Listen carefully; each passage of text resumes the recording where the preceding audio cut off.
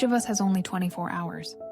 The greatest minds, scientists, billionaires, Olympic athletes, all have the same amount of time. The difference is, they understand how the brain truly works, while most of us unknowingly force it to go against its nature. There are mornings when we open our eyes already exhausted. The body still lies there, but the mind has already started running. A list of tasks, plans, random thoughts, one after another. Before we even begin, it feels as if our mind has already lived through the whole day. We sit down and try to focus, but our thoughts drift away, sometimes to what we didn't finish yesterday, sometimes to what's waiting tomorrow. And all day long, we keep running in circles of almost done, just a little more. By evening, we're drained, not because we did too much, but because our brain never truly rested. Still, we keep dreaming of another kind of day, waking up light and clear, finishing the hardest work early, and ending the day with a quiet sense of fullness, as if everything inside finally found its rhythm again. It sounds far away, but it isn't a fantasy. It's something science has already proven possible. Brain Rules doesn't teach us to work harder. It teaches us how the brain really operates, so we stop fighting against it and start learning to work with it. Because sometimes, to live more effectively, we don't need to do more. We just need to remove the noise. And when we finally pause, we realize the brain was never against us. It was only waiting to be understood, to be listened to. Welcome to Juliana Grey, where every book isn't just knowledge opened, but a mirror that helps you see yourself more gently, more truthfully, and more deeply each day.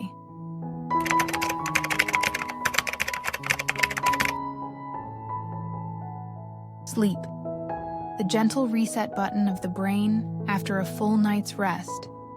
The mind feels lighter, as if it's been quietly wiped clean. Everything seems clearer, sharper, and even the smallest decisions feel easier. Anyone who's ever had a morning like that knows the feeling, like the mind has been rinsed free of yesterday's fine dust. But the truth is, while we sleep, the brain doesn't rest. It's doing its most delicate work, clearing away the leftover neural trash of the day, organizing memories and rebalancing emotions. That's how it quietly resets, so that by morning, we can begin again with a calmer, clearer mind. Yet most of us treat sleep as something negotiable. The busier we are, the more we cut it short. The more stressed we feel, the more we scroll, convincing ourselves that a few extra minutes online will somehow help us unwind. But when the phone finally goes dark, the mind is still full. Images, sounds, emotions that haven't been released. I used to think that lying down meant I'd fall asleep, but the mind can't rest if it hasn't yet found peace. We drift into half sleep and wake up as if we never truly rested. The next day, our head feels heavy like fog, eyes dry, mood unstable.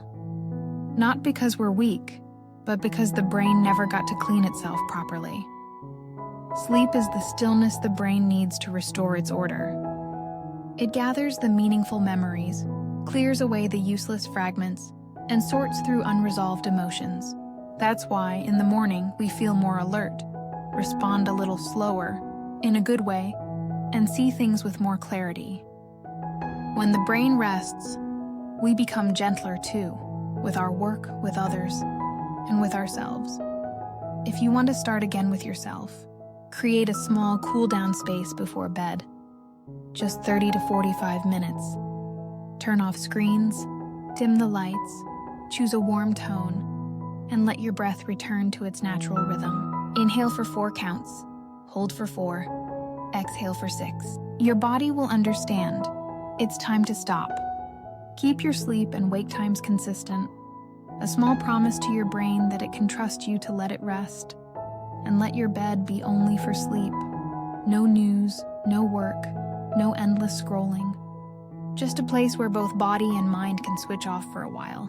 One full night's sleep means one less day of tension, because when the brain is allowed to rest, the whole world inside us begins to rest too. And with just a little stillness, the fog in your mind will start to lift.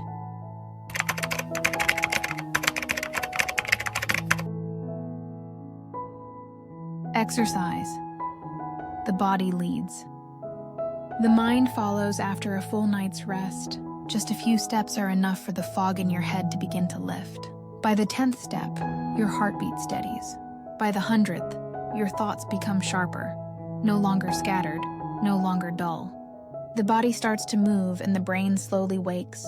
Anyone who's ever walked alone in the morning knows that feeling, as if the mind opens up and the world feels just a little wider. We often think of movement as something that belongs to the muscles, but in truth, it's the fuel of the mind. Each time you move, blood rushes to the brain, carrying oxygen and energy. Dopamine and serotonin, the neurotransmitters that make us feel focused and alive, surge higher. Just a few minutes of walking, and the brain feels refreshed, like a garden after rain. When the body moves, we don't just feel stronger, we think more clearly. Ideas that once felt stuck begin to flow. Emotions that once tangled start to loosen, leaving behind a quiet calm. I once realized that some of the best decisions in my life didn't come from sitting stiff at a desk, but from walking slowly down a quiet street, letting the wind and my breath piece scattered thoughts back together. That's because the rhythm of movement creates rhythm for the mind. With every step, the brain reorganizes itself, untangling overlapping thoughts. But modern life has made us sit more than ever, from desk chairs to car seats, from one screen to another. In that stillness, our energy quietly fades. Slowness no longer feels peaceful. It becomes stagnation. And the brain grows dim, like water that no longer flows.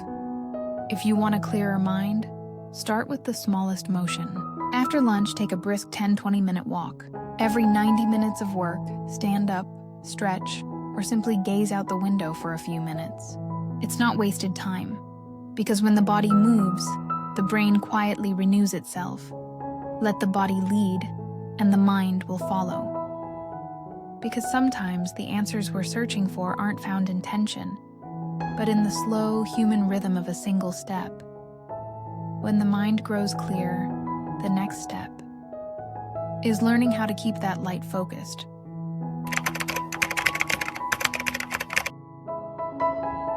Focus. One thing at a time. The brain doesn't hate work. It hates noise. The noise of notifications, the noise of wandering thoughts, the noise of trying to do too many things at once. Maybe you've been there too.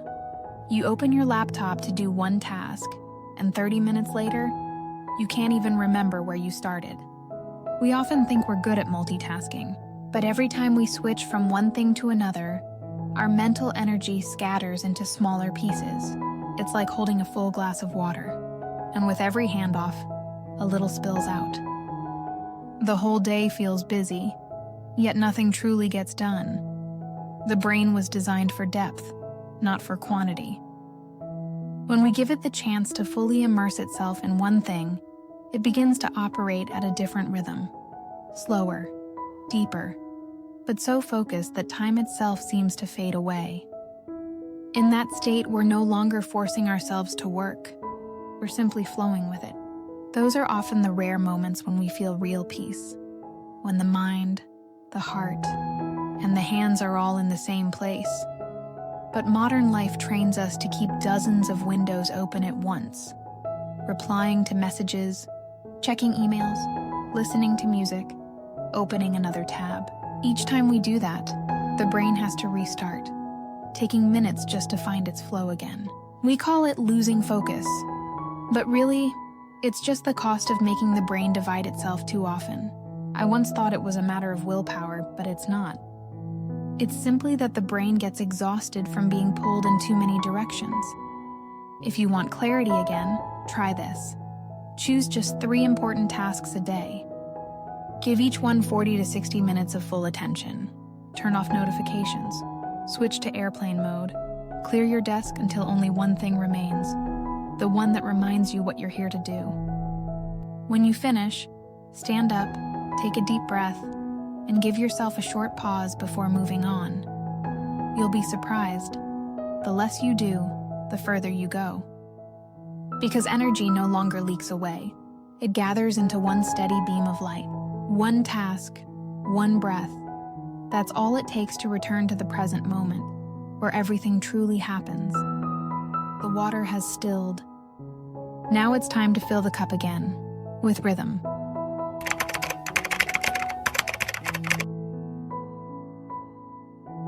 Stress. Manage it before it manages. Stress doesn't roar. It seeps, quietly, slowly, through the cracks of every night. Not loud like a storm, but silent, like water finding its way through stone. At first, it's just a faster heartbeat, restless sleep, a dull heaviness in the morning. Then it spreads into meetings, meals, even the moments that were supposed to feel peaceful. We often think stress is something to eliminate. But really, it's a signal, a gentle warning that somewhere within, something has fallen out of balance.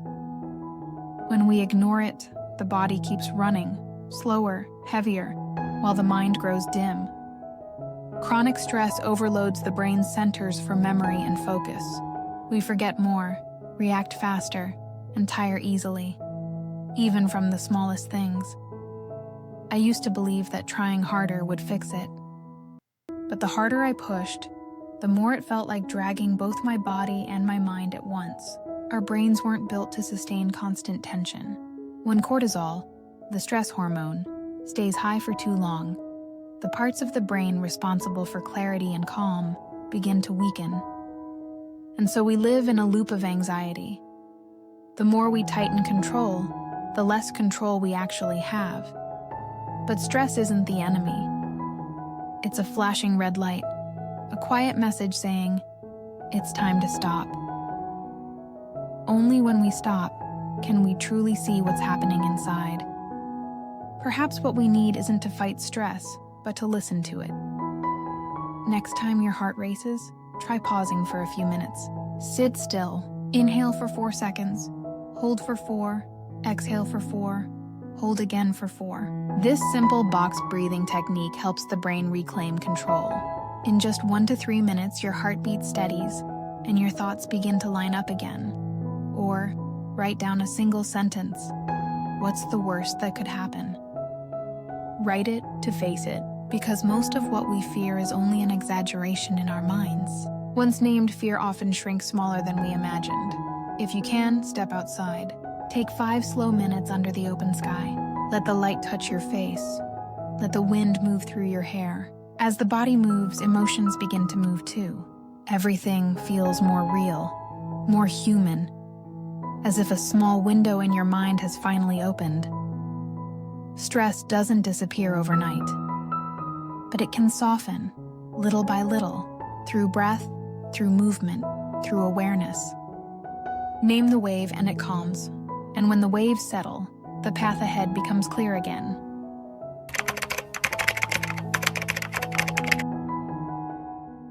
Repeat to remember. Turning. Knowing into owning, inspiration fades easily when it isn't revisited. We read something profound, feel deeply moved, even take careful notes. But just a few days later, it slips from memory as if it never existed. It's not because we're forgetful. It's because the brain only keeps what it encounters again and again. Repetition is its natural language. Each time we reread, re-listen, or rethink, those neural pathways strengthen a little more, like walking the same familiar path so the grass doesn't have time to grow over it. When an idea is repeated long enough, it stops being information and becomes memory. And once memory takes root, action follows naturally. That's how the brain moves knowledge from short-term to long-term, not through effort, but through rhythm. Every repetition tells the brain, this matters. Keep it. Yet we often chase the new and forget to reinforce the old. like planting trees without ever watering them. I used to be like that too. Pages of notes. But days later, I couldn't recall what had sparked my excitement. Then one day, I reread just a few lines from something old, and suddenly my mind felt clearer, calmer. When repetition finds its rhythm, the brain doesn't tire. It feels safe because order returns. If you want your mind to truly remember, start small. Review what you learned the next day. Call it day +1. Then 3 days later, day +3. And a week after that, day +7. Each time, glance at only the key points. Short and simple, under 120 characters. Just enough for your brain to recognize without feeling overwhelmed. You can also place small memory signals around you. A keyword, a tiny image, a short phrase that stirs emotion. On your desk, on the mirror, or anywhere you pass daily. Each time your eyes meet it, the brain quietly clicks, reinforcing that same familiar path. Repetition isn't dull. It's how the mind builds stability. Those who master their craft don't remember more. They simply remind themselves more often. And maybe the real difference isn't in how much we know, but in what we choose to remember. Repetition nourishes memory, and whatever we repeat each day eventually becomes who we are.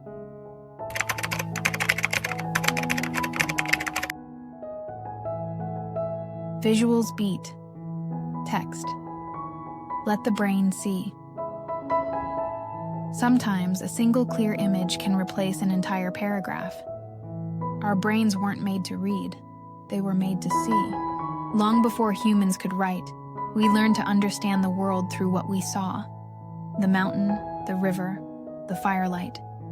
And even now, images remain the language the brain processes fastest, deepest, and remembers the longest. When we read words, the brain must first translate them into pictures. But when we see an image or a symbol, meaning appears instantly. It goes straight to the emotional center, the place where memory lives. An image can revive feelings we thought we'd forgotten, or awaken an idea that had quietly faded away. Images don't just make us know, they make us feel. And what is felt stays far longer than what is read. I still remember the day I stumbled upon an old photograph.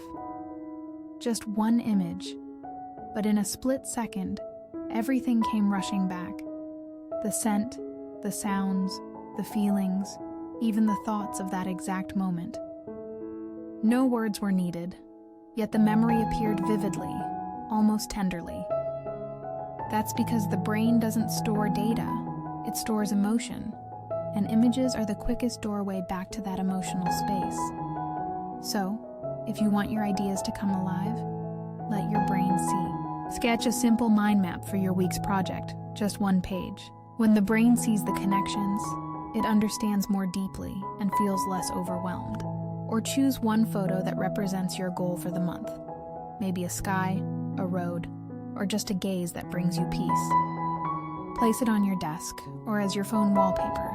Each time your eyes meet it, the brain quietly remembers, this matters. Gradually, that goal stops being a task on a list. It becomes part of your awareness.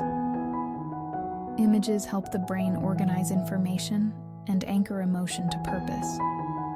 A mind map isn't just a diagram. It's a way to see your own thinking. A photograph isn't just an image. It's a gentle reminder in the rush of daily life. When what matters has a shape, it stays. And when something reaches the heart, the hands will naturally follow.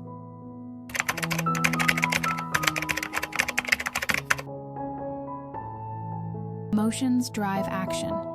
When the heart flips the switch, logic can convince us, but only emotion makes us move. How many times have we set clear, detailed plans, step by step, only to abandon them after a few days? It's not because we're weak or undisciplined, but because we never truly connected with how we feel. When a goal isn't tied to the heart, it stays trapped on paper. But when it carries personal meaning, it naturally turns into motivation. Emotion is the switch that activates action. When the heart truly cares, energy flows on its own, effortlessly, quietly. You don't need to push yourself. You simply do, and time moves differently. Think back to the last time you did something purely out of love. Writing a letter, planting a small tree, helping a friend. You didn't have to force yourself. Action came as naturally as breathing, because something warm inside had already begun. I once thought motivation was something to search for, but it's always been there, just hidden beneath the layers of must, should, and have to. When emotion meets meaning, the brain channels its full power. Focus, creativity, energy. But when emotion is cut off from work, everything becomes mechanical. We act out of duty, and eventually burn out, because we've lost the why. So before starting anything big, pause for a moment and write one line. Why does this matter to me?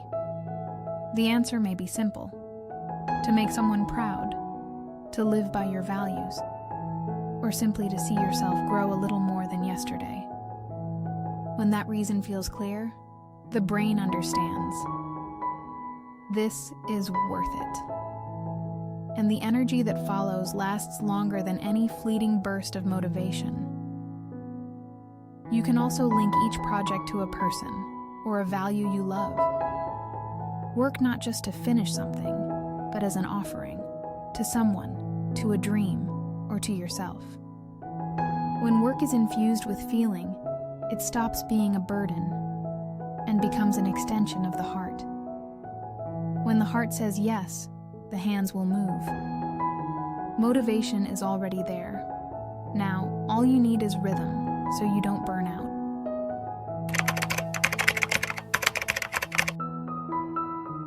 Brain needs breaks. Rhythm. There comes a point when you stare at the screen and no longer see anything. Your eyes stay open, your fingers keep typing, but your mind has already drifted away. The words blur. The sentence you just read slips from memory. That's not laziness. It's a sign that your brain has completed one full rhythm of its natural cycle. Our brains don't work in a straight line. They follow natural waves, called ultradian rhythms, lasting around 90 to 120 minutes. Within that window, focus peaks, but once it reaches its height, energy begins to fall. If you force yourself to keep going, the brain enters resistance mode, fatigue sets in, focus fades, irritability rises, and the harder you push, the worse it gets. But if you pause, even for a few minutes, the brain resets and recharges on its own. A break isn't laziness, it's part of performance. Just as the heart contracts and then relaxes, the brain too needs its moments of release before the next surge. When you rest the right way, it doesn't stop working. It quietly organizes, synthesizes, and strengthens everything you've just learned or thought about. I once stepped away from my desk for just 5 minutes, went to the balcony, watched the clouds drift. And when I came back, the problem I'd been stuck on suddenly became clear. The truth is, the brain works best when it has room to breathe. So after every 90 minutes of deep work, give yourself a short break of 5 to 10 minutes. Step away from the screen. Stand up. Take 200 to 300 slow steps, or simply open a window and breathe. Inhale for 4 seconds, hold for 4, exhale for 6. This simple 4-4-6 rhythm restores oxygen and gently tells your body, it's safe, you can let go. Remind yourself, you rest to go farther. No guilt needed. Resting at the right time is how you keep the strength to continue.